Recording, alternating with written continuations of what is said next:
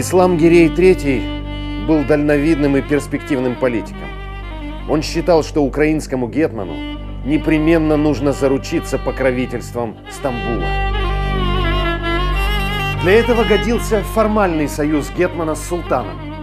Планировавшийся альянс не повлек бы за собой никакого оскорбления христианской вере или суверенитету казаков. Выгода же от него была бы огромна, ведь Ислам-Гирей имел в виду не просто двойственный союз, но новое федеративное государство.